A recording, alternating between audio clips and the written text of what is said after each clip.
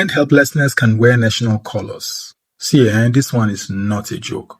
If people can suffer disappointment for so long that they stop believing action matters. They may still talk, they will complain still, they still joke, but they insult leaders at beer parlor, in businesses, in bosses, in offices, on social media.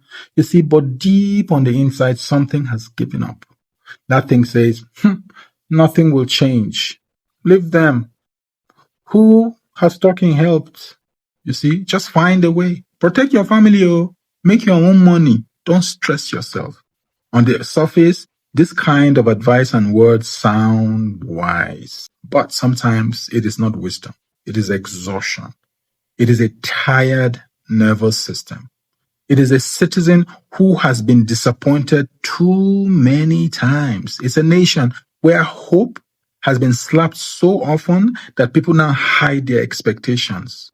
Hi. There's a kind of laughter in Nigeria that is not joy. It is pain that is looking for air to breathe. We laugh at bad roads. We laugh at madness. We laugh at leaders. We laugh at suffering. We turn trauma into memes because if we don't laugh, we may cry. I understand it. In fact, one of the highest earning industry is the comedy industry.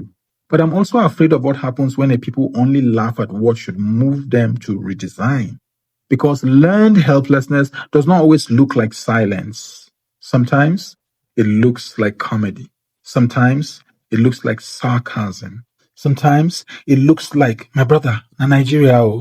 Sometimes it looks like bright people reducing their expectations so they don't feel the full pain.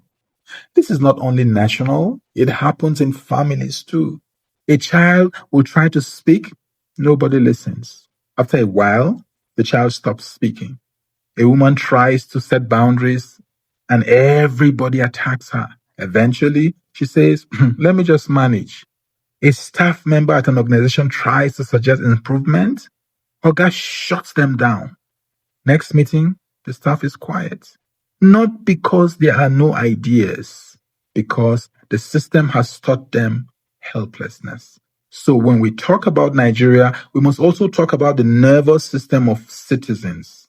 What happens when people are repeatedly shown that truth has no reward? What happens when effort is punished? What happens when justice is slow? What happens when corruption wins loudly? What happens when leaders fail and citizens are told to pray harder? At some point, people adapt. That adaptation may look calm, but inside of them, expectation is gradually dying. Nigeria does not only need economic redesign, it needs emotional redesign. It needs civic redesign. It needs leadership redesign. Nigeria needs institutional redesign.